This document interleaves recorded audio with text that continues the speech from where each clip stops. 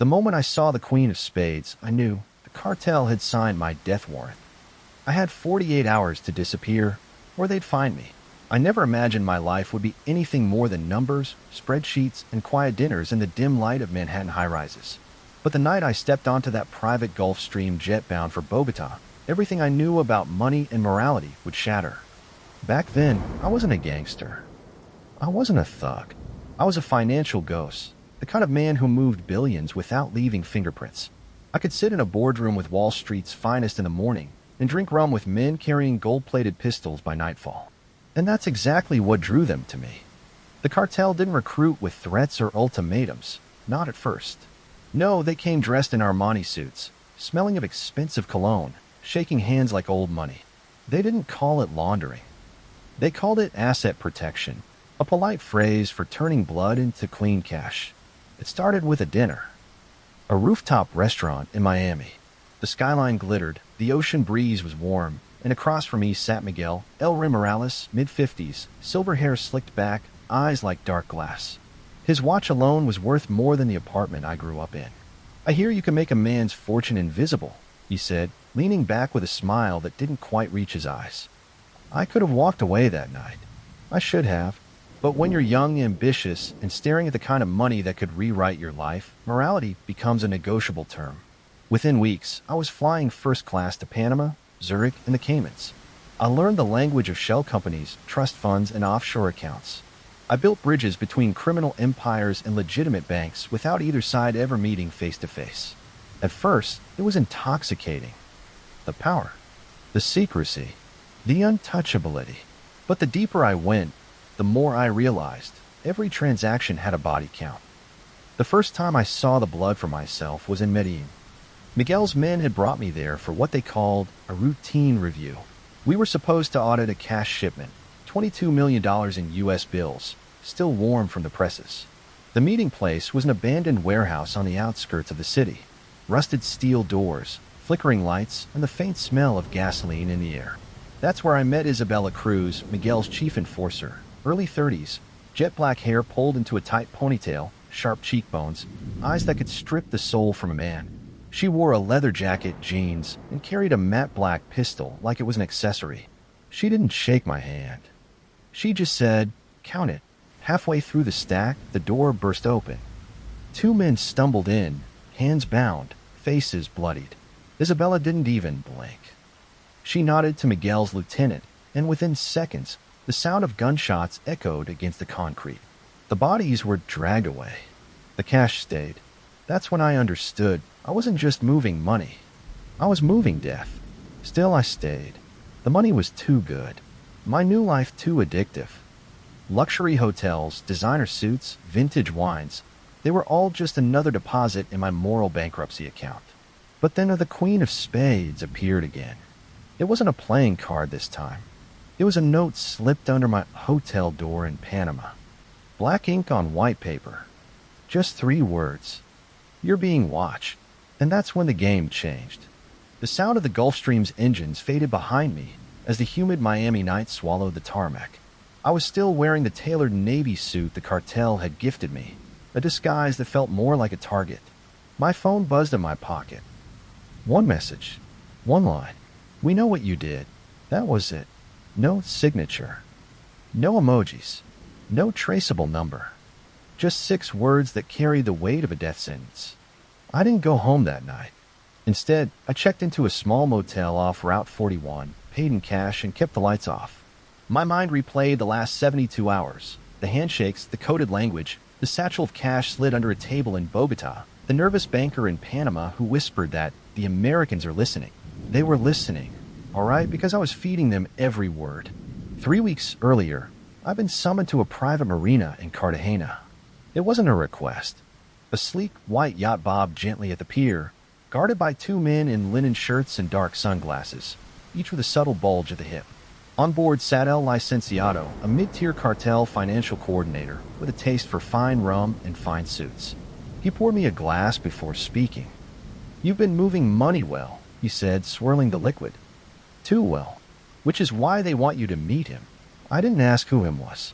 In this world, certain names were never spoken until you were standing in front of them. That meeting took place 3 days later in a high-rise in Panama City, a penthouse that smelled of leather and Cuban cigars. The man waiting inside was tall, in his late 50s, with slicked-back silver hair and a gaze that pinned me in place like a specimen under glass. "Call me Vargas," he said. If El Licenciado moved millions, Vargas moved billions. For an hour, he talked numbers, wire transfers, real estate deals, offshore trusts so complex they might as well have been magic tricks. But what caught my attention was his final instruction. Move this next load through Zurich. Quietly. And if anyone asks questions, he let the sentence hang. I've been undercover for over a year, but this deal was different. Zurich meant Swiss secrecy, and Swiss secrecy meant high-profile clients. If I touched this money, the DA's case would explode wide open. But it also meant I'd be closer to Vargas than anyone had been in a decade. I agreed, knowing full well the risk. By the time I landed in Zurich, my handler's voice was already in my ear through a secure line. "This is it," he said. "Once this transfer goes through, we'll have enough to bring them all down. But you have to get the ledger." The ledger. The mythical black book of Vargas's empire. I found it inside a safe in a luxury apartment Vargas kept under a mistress's name. My hands shook as I photographed page after page, names, dates, sums, all meticulously written in neat handwriting. But then, I froze. The last page was different. One name, mine, underlined, and beside it, in red ink, "Payment pending." The trap. I barely made it out before the mistress returned. For 2 days, I stayed in a different hotel each night using burner phones and false names. But the message in red ink haunted me. Had they made me? Or was it a scare tactic? I found my answer the next evening. As I stepped into the lobby of the Mandarin Oriental, 2 men in tailored suits approached. "Senor, Mr. Vargas requests your presence." They didn't ask. They flanked me like bodyguards and led me outside to a waiting black Mercedes. The city blurred past. No one spoke. My mind scrambled for exits, for escape routes. My gun was hidden in an ankle holster, but reaching for it now would be suicide. The Mercedes stopped at the edge of an abandoned shipping yard. The driver stepped out, opened my door, and gestured toward a dimly lit warehouse. Inside, I could hear faint music, old bolero crackling from a record player. I walked in. Vargas was there, seated at a table set for 2, a bottle of wine breathing beside him. He smiled without warmth. "You've been busy," he said. "Too busy." He slid an envelope across the table. Inside, a first-class ticket to Madrid and a key to a safety deposit box. "Take it," Vargas said. "Disappear. You work for me now, or you don't work at all." His meaning was clear. Accept, and I'd be rich and chained to him forever. Refuse, and my name would move from payment pending to paid in full. The music scratched to a stop. Silence. I could feel the weight of 2 armed men behind me. The envelope sat between us like a live grenade. My hands itched to grab it, but I didn't move. Not because I wanted the money, because I knew the second I touched it, I was his. Vargas leaned back, swirling his wine as if my life wasn't hanging in the balance. "Tick-tock," he said softly. "This offer expires in 30 seconds. Behind me, I heard the click of a gun's safety being switched off. I had 3 options. Take the deal and betray the day.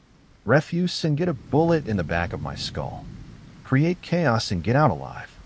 My hand twitched toward the wine bottle, and before Vargas could blink, I smashed it against the table. Glass shards flew, the armed men lunged, and I dove sideways, flipping the table over his cover. The first shot rang out, punching a hole through the wood inches from my head. I crawled toward the exit, heart hammering, when Vargas's voice thundered behind me. "You run now, you'll never stop running." I hit the night air running. The shipping yard was a maze of rusting containers and shadows. Footsteps pounded behind me, the echo of gunshots chasing me through the dark. A container door swung open ahead. The Agent Morales. "Move," he yelled.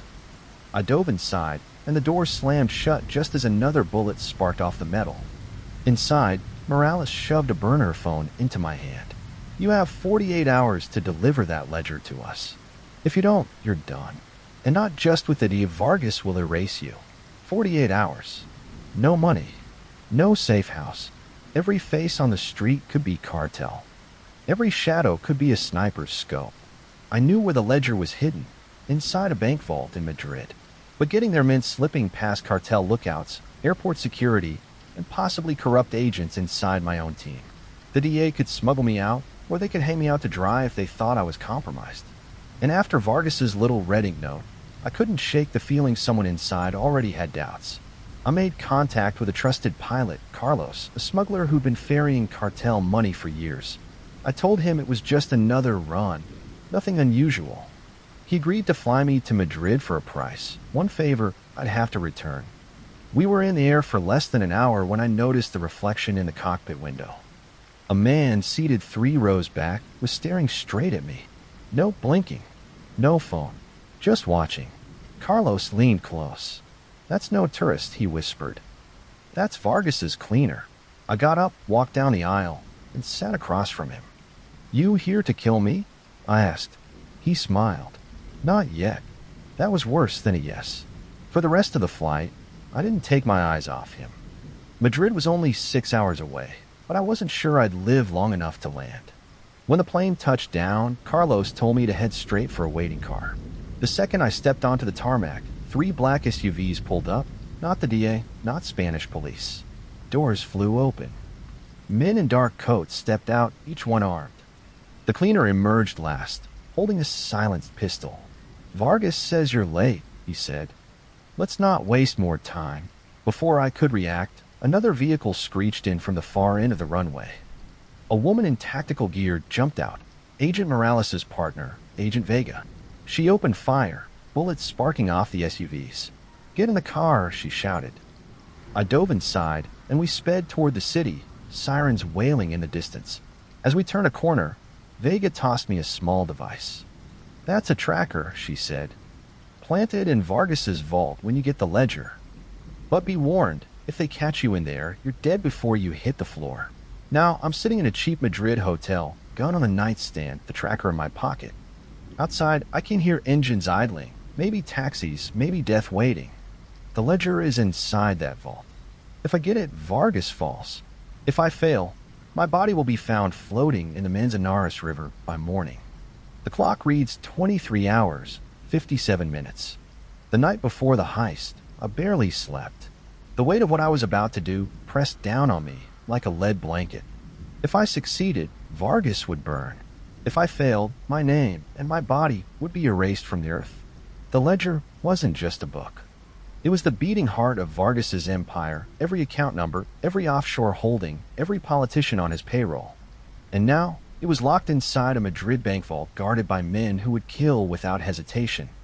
Vega slid a folded blueprint across the cafe table. "Vault's on sub-level 3. Retinal scan, code entry, and time lock. I'll handle the retinal clearance. We got it from an inside source. You just need to get in, plant the tracker, and get out."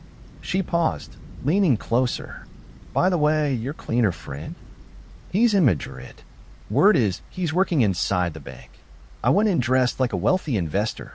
Tailored suit, silver cufflinks, leather briefcase. The bank's marble floors gleamed under crystal chandeliers, and the air smelled faintly of polished wood and money. I smiled at the receptionist, handed over my forged ID, and followed her to the secure elevator. My pulse thudded in my ears. At sub-level 3, Vega, disguised as a bank security officer, was waiting. She handed me a small earpiece. "Tracker's live. We have 5 minutes." We stepped through the final door, and I froze. Standing next to the vault, holding a clipboard, was the cleaner. His eyes locked on mine, and his mouth curved into a slow, knowing grin. "I told you we'd meet again," he said. Before I could answer, Vega's hand went to her holster.